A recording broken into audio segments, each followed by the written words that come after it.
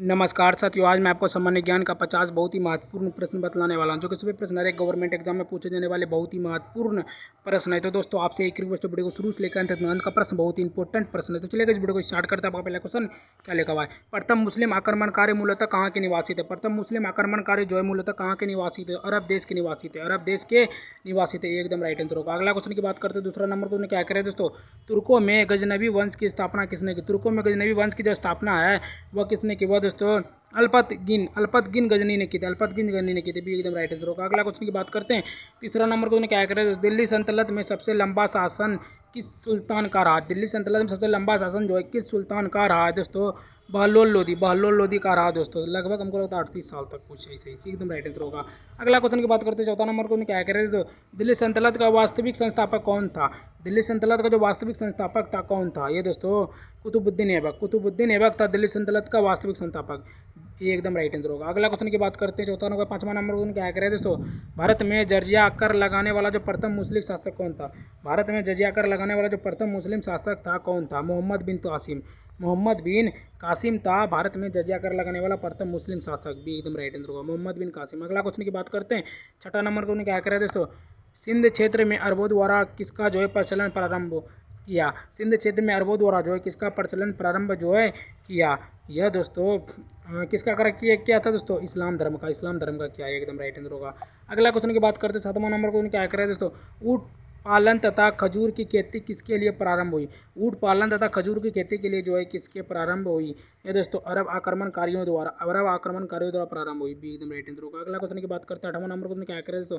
तुर्कों का भारत आगमन जो है किसके द्वारा हुआ? तुर्कों पर भारत का जो आक्रमण है किसके द्वारा आगमन जो है किसके द्वारा हुआ? ये दोस्तों सुबुक्तगिन गजनी द्वारा हुआ, भी एकदम राइट आंसर होगा। अगला क्वेश्चन की बात करते हैं। 9वां नंबर को क्या करें दोस्तों? वर्ष 711 में भारत पर सर्वप्रथम मुस्लिम आक्रमण करने किसके नेतृत्व में जो है किया गया था? यह दोस्तों उबैदुल्लाह हीरा। देखो वर्ष 711 में जो भारत पर सर्वप्रथम मुस्लिम आक्रमण किसके नेतृत्व में जो है किया था? उबैदुल्लाह हीरा के नेतृत्व में किया था, भी एकदम राइट आंसर होगा। अगला क्वेश्चन की बात करते हैं। 10वां नंबर को क्या करें तो गजनी के द्वारा भारत पर प्रथम तुर्की आक्रमण किसके द्वारा किया गया? गजनी के द्वारा जो भारत पर आक्रमण है तुर्की आक्रमण किसके द्वारा जो है किया? यह दोस्तों सुबुक्तगिन गजनी द्वारा किया, ये एकदम राइट आंसर होगा। अगला क्वेश्चन की बात करते हैं। 11वां नंबर को क्या करें दोस्तों? सुबुक्तगिन गजनी ने अपने आक्रमण के दौरान जो है भारत के किस हिंदू शाही शासक को पराजित जो है किया? है दोस्तों जयपाल को जो है पराजित किया है, एकदम राइट आंसर होगा। अगला क्वेश्चन की बात करते हैं। 12वां नंबर को क्या कह रहे हैं दोस्तों? अलाउद्दीन खिलजी का प्रसिद्ध दक्षिण भारत अभियान जो है किस सेनापति ने किया? अलाउद्दीन खिलजी का जो प्रसिद्ध दक्षिण भारत अभियान है किस सेनापति ने किया? ये दोस्तों मलिक कफूर ने किया। मलिक कफूर, भी एकदम राइट आंसर होगा। अगला क्वेश्चन की बात करते हैं। 13वां नंबर को क्या कह रहे हैं दोस्तों? मोहम्मद गजनवी के साथ जो है भारत आने वाला जो प्रसिद्ध इतिहासकार कौन था? मोहम्मद गजनवी के साथ भारत आने वाला जो प्रसिद्ध इतिहासकार कौन था दोस्तों? अल बुरुनी और उतबी था, एकदम राइट आंसर होगा। अगला क्वेश्चन की बात करते हैं। 14वां नंबर को क्या कह रहे हैं दोस्तों? महमूद गजनवी के पश्चात मोहम्मद गौरी द्वारा भारत पर प्रथम आक्रमण किस वर्ष जो है हुआ था? ये दोस्तों 1175 ईस्वी में हुआ था। महमूद गजनवी के पश्चात मोहम्मद गौरी द्वारा भारत पर प्रथम आक्रमण जो है 1175 ईस्वी में हुआ था, ये एकदम राइट आंसर होगा। अगला क्वेश्चन की बात करते हैं। 15वां नंबर को क्या कह रहे हैं दोस्तों? मोहम्मद गौरी को वर्ष 1178 ईस्वी में अहिलवाड़ा पाटन पर आक्रमण करने के दौरान जो है किसने पराजित किया था? यह दोस्तों भीमद्वितीय ने जो पराजित किया था, भी एकदम राइट आंसर होगा। अगला क्वेश्चन की बात करते हैं। 16वां नंबर को क्या करें दोस्तों? द्वितीय तराइन का प्रथम युद्ध जो है कब और किसके बीच हुआ? द्वितीय तराइन का जो प्रथम युद्ध कब और किसके बीच हुआ? ये दोस्तों 1191 ईस्वी में मोहम्मद गौरी बनाम पृथ्वीराज तृतीय के बीच हुआ। मोहम्मद गौरी बनाम पृथ्वीराज तीसरा के जो है हुआ था 1191 ईस्वी में। 1100 एकदम राइट आंसर होगा। अगला क्वेश्चन की बात करते हैं। 17वां नंबर को क्या करें दोस्तों? द्वितीय तराइन का युद्ध जो है कब और किसके बीच हुआ? द्वितीय तराइन का युद्ध जो है कब और किसके बीच हुआ? तो 1192 ईस्वी में मोहम्मद गौरी बनाम पृथ्वीराज तृतीय के ही बीच हुआ। 91-92 दोनों उसी के बीच हुआ था। मोहम्मद गौरी बनाम पृथ्वीराज चतुर्थी बीच, भी एकदम राइट आंसर होगा। अगला क्वेश्चन की बात करते हैं। 18वां नंबर को क्या करें दोस्तों?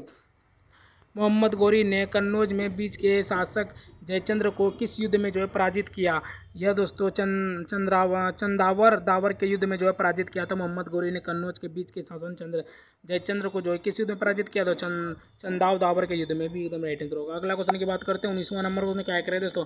मोहम्मद गौरी के साथ भारत आने वाला जो प्रसिद्ध सूफी संत कौन थे? मोहम्मद गौरी के साथ भारत आने वाला सूफी संत जे कौन थे दोस्तों? ख्वाजा मोइनी खान था, बी एकदम राइट आंसर होगा। अगला क्वेश्चन की बात करते हैं 20वां नंबर को क्या करें दोस्तों। आ रहा है, इस तरह आप लोग चैनल पे नहीं हो तो फटाफट जाकर लाइक सब्सक्राइब शेयर एक कमेंट जरूर करना चलेगा। 20वां नंबर को बढ़ते हैं। सिक्कों पर देवी लक्ष्मी की आकृति किस मुस्लिम शासक द्वारा बनाई गई थी। सिक्कों पर देवी लक्ष्मी की जो आकृति है किस मुस्लिम शासक द्वारा जो है बनाई गई थी, तो मोहम्मद गौरी के शासन के द्वारा जो बनाई गई थी, सी एकदम राइट आंसर होगा। अगला क्वेश्चन की बात करते हैं 21वां नंबर को क्या करें दोस्तों। बख्तियार खिलजी ने भारत के किस क्षेत्र पर विजय प्राप्त की और किस प्रसिद्ध विश्वविद्यालय को जो है नष्ट किया। यह दोस्तों बंगाल और बिहार नालंदा एवं विश्वविद्यालय विक्रमशिला विश्वविद्यालय को जो है नष्ट किया। देखो क्या लिखा है, बख्तियार खिलजी ने भारत के किस क्षेत्र पर जो विजय प्राप्त की और किस प्रसिद्ध विश्वविद्यालय को नष्ट किया। दोस्तों बंगाल और बिहार नालंदा एवं विक्रमशिला विश्वविद्यालय को नष्ट कर दिया, एकदम राइट आंसर होगा। अगला क्वेश्चन की बात करते हैं 22वां नंबर को क्या करें दोस्तों। मोहम्मद गौरी की मृत्यु के पश्चात उनके साम्राज्य पर किन 3 मुसलमानों का जो नियंत्रण स्थापित किया गया था। यह दोस्तों क्या लगा हुआ है, यालचोज और कुबाचा कुतुबुद्दीन ऐबक पर जो है गुलामों द्वारा नियंत्रण स्थापित किया गया था, एकदम राइट आंसर होगा। अगला क्वेश्चन की बात करते हैं 23वां नंबर को क्या करें दोस्तों। भारतीय जनता के लिए हिंदू शब्द का जो सर्वप्रथम प्रयोग किसने किया गया था।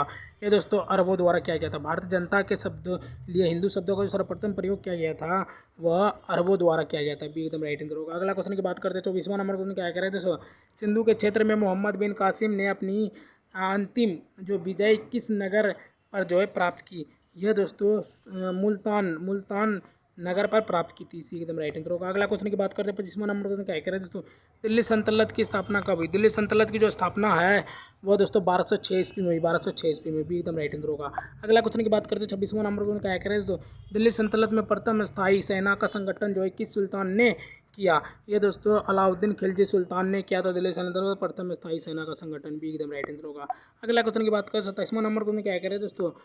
इल्तुतमिश ने कौन सी उपाधि धारण की। इल्तुतमिश ने कौन सी उपाधि जो है धारण की है दोस्तों। सुल्तान आज़ाद की उपाधि धारण की, एकदम राइट आंसर होगा। अगला क्वेश्चन की बात करते हैं 28वां नंबर को क्या करें दोस्तों।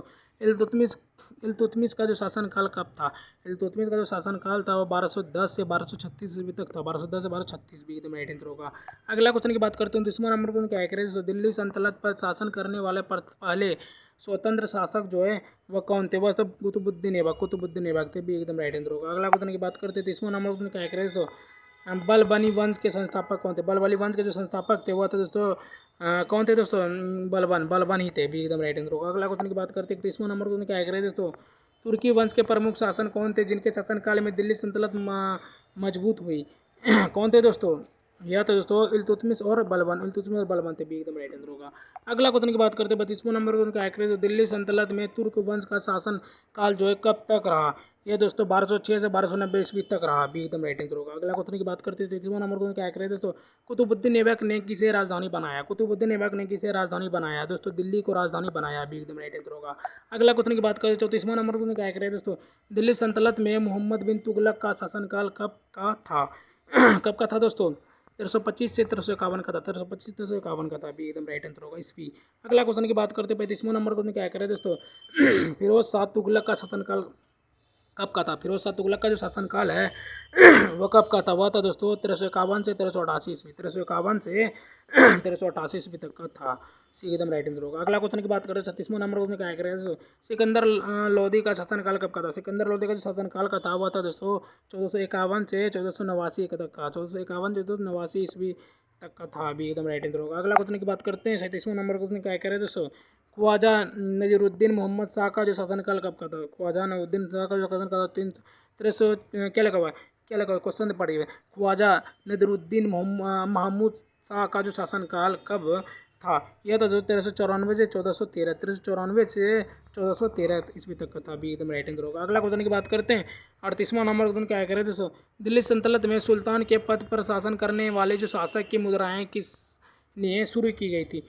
यह दोस्तों इल्तुतमिश ने की गई थी, इल्तुतमिश ने, भी एकदम राइट आंसर होगा। अगला क्वेश्चन की बात करते हैं 39वां नंबर को क्या करें दोस्तों। दिल्ली सल्तनत में प्रशासनिक स्थायित्व स्थापित करने वाला जो प्रमुख शासक जो है वह कौन था। वह था दोस्तों इल्तुतमिश था, भी एकदम राइट आंसर होगा। अगला क्वेश्चन की बात करते हैं 40वां नंबर को क्या करें दोस्तों। बलबनी वंश के समय कौन से शासक ने शासन जो है किया दोस्तों। बलबन और उनके उत्तराधिकारी ने शासक किया था, ये एकदम राइट आंसर होगा। अगला क्वेश्चन की बात करते हैं 41वां नंबर को क्या करें दोस्तों।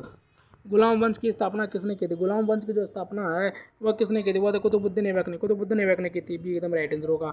अगला क्वेश्चन की बात करते हैं। 42वां नंबर को क्या कह रहे हैं दोस्तों?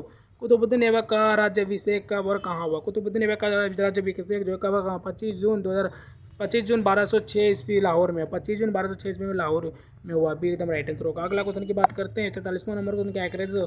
कुतुबुद्दीन ऐबक ने अपनी साम्राज्य की राजधानी कहाँ बनाई? कहाँ बनाई थी दोस्तों? यह लाहौर में बनाई थी। लाहौर भी एकदम राइट आंसर होगा।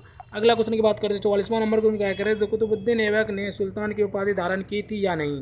की थी या नहीं? तो नहीं की थी, नहीं की थी। भी एकदम राइट आंसर होगा। अगला क्वेश्चन की बात करते हैं। 45वां नंबर को क्या कह रहे थे? तो कुतुबुद्दीन ऐबक को उदारता और दान देने के लिए कौन सी उपाधि जो है दी गई थी? यह दोस्तों लाखब, लाखब उपाधि दी गई थी। एकदम राइट आंसर होगा। अगला क्वेश्चन की बात करते हैं। 46वां नंबर को क्या कह रहे हैं दोस्तों? अत्यंत सुरीला आवाज़ में कुरान पढ़ने के कारण कुतुबुद्दीन ऐबक को किस उपाधि में नवाजा गया? यह दोस्तों खुआन खरा नवाजा में गया था। अभी एकदम राइट आंसर होगा। अगला क्वेश्चन की बात करते हैं। 47वां नंबर को क्या कह रहे थे दोस्तों? भारत का प्रथम मस्जिद कुव्वत उल इस्लाम किसके द्वारा जो है करवाई गई थी? यह दोस्तों कुतुबुद्दीन ऐबक के द्वारा करवाई गई थी। भी एकदम राइट आंसर होगा। अगला क्वेश्चन की बात करते हैं। 48वां नंबर को क्या कह रहे थे दोस्तों?